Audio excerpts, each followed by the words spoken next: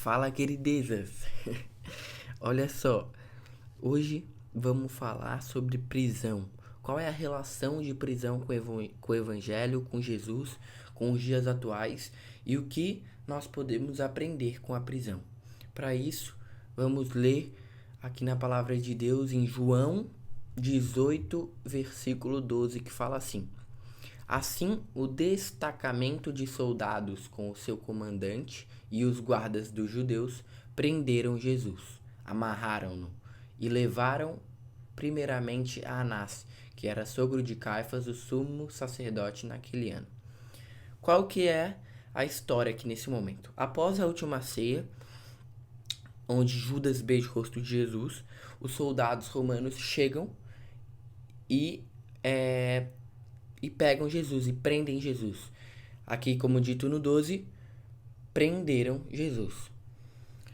Além de Jesus, outros diversos personagens bíblicos foram presos. João Batista, Daniel, Paulo, lá em Atos 21, onde ele é preso em Jerusalém. Pedro, naquela passagem também em Atos, que ele é preso e um anjo vem resgatá-lo da prisão.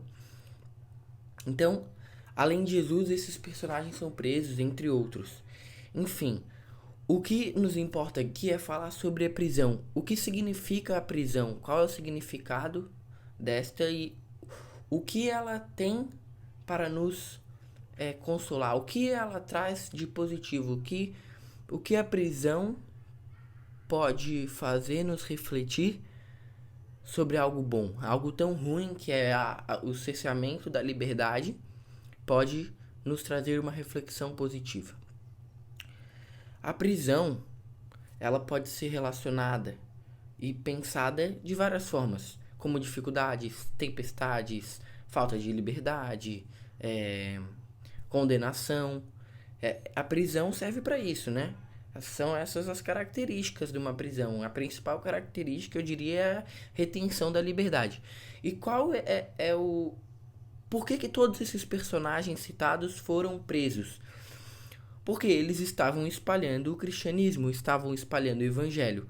E naquela época, onde predominava o judaísmo, os judeus achavam aquilo uma heresia. Como assim?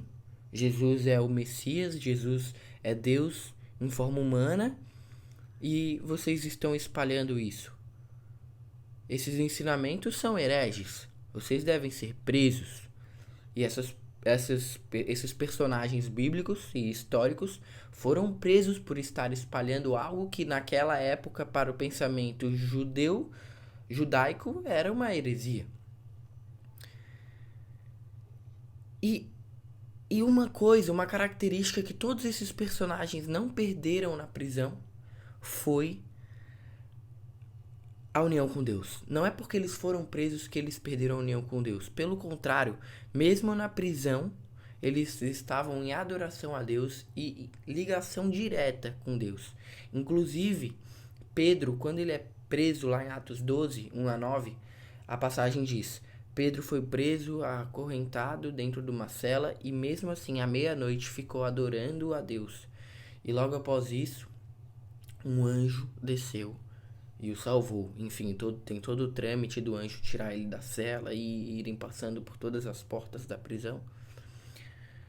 Mas a grande reflexão dessa palavra é que mesmo na prisão, mesmo na dificuldade, nós devemos estar em adoração a Deus. Devemos estar ligados a Deus e ao nosso propósito. Não importa se estamos em momentos difíceis, se estamos passando por uma tempestade. Se nos mantivermos firmes, se nos mantivermos em adoração, em ligação com Deus, Deus mandará um anjo para nos salvar e nos tirar daquela situação. E hoje, trazendo para os dias atuais, o anjo não é como foi para Pedro, um anjo físico, mas um anjo é uma palavra, é uma salvação, é uma pregação, é um abraço, é uma profecia, é algo que vai nos libertar. É a palavra de Jesus, é alguém chegar para você e falar: Jesus te ama, você está passando por essa tempestade, mas isto vai passar. E depois da tempestade vem o arco da aliança, depois da tempestade vem a recompensa. Isso é o mais lindo. E a recompensa é Jesus. Muitos passam por tempestade para conseguir aceitar Jesus.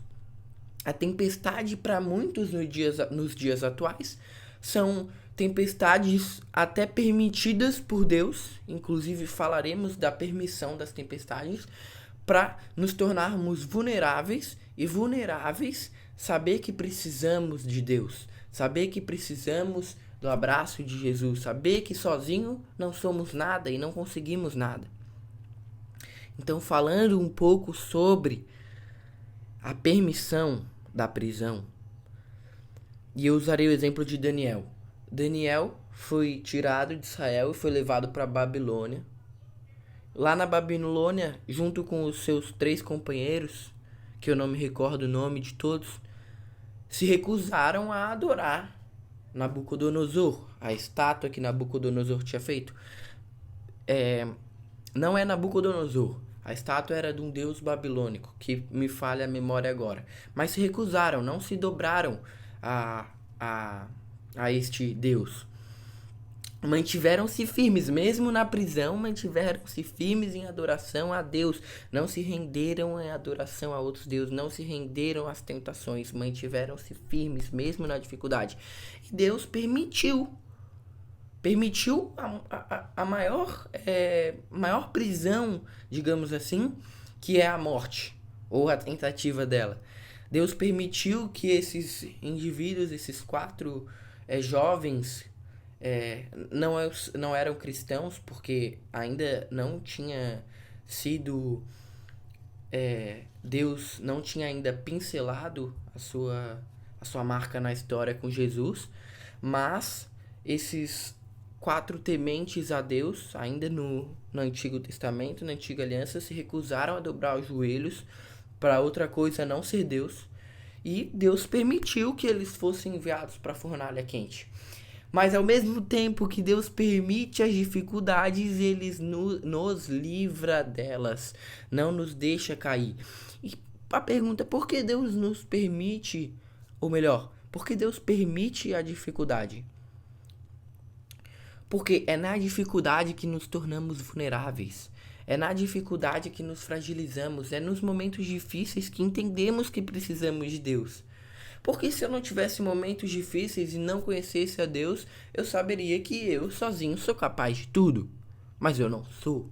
Porque eu preciso de Deus para passar por todo o passo da minha vida. Cada passo a passo eu preciso da libertação de Deus. Então, ao mesmo tempo que Ele nos confronta e nos permite passar pela dificuldade, Ele nos salva dela e nos mostra que sem Ele não somos capazes. Sem eles não conseguimos seguir em frente.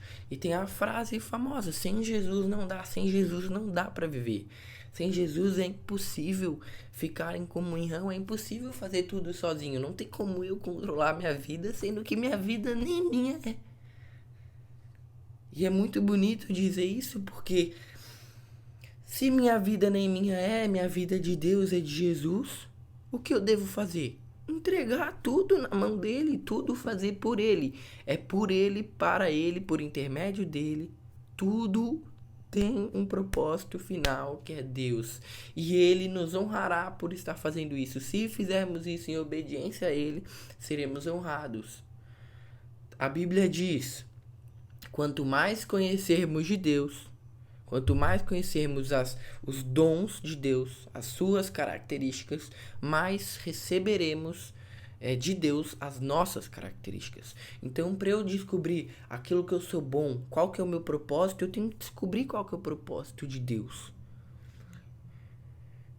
E a prisão, voltando ao tema principal, que é a prisão, que retrata dificuldade, retrata falta de liberdade, retrata tempestade, retrata angústia, retrata um monte de coisa ruim, retrata encarceramento, enfim, retrata tudo isso de ruim que a prisão nos causa, mas a prisão nos faz entender o propósito de Deus e o nosso propósito consequentemente, porque é conhecendo a Deus que nos conheceremos.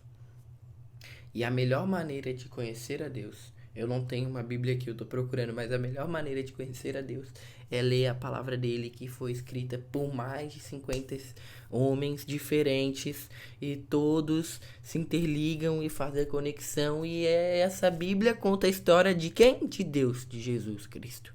Conta a história de Deus encarnado que um dia voltará para nos salvar. E eu espero ver vocês no céu. Eu quero ver vocês no céu. E é isso, essa é a palavra, essa é a reflexão. Fica a dica sobre meditarem nessa reflexão, o porquê nós nos encontramos em momentos de dificuldade, de prisão nas nossas vidas, qual é a finalidade disso e qual é a recompensa de passar por isso ao lado de Deus. Certo? Forte abraço para nós.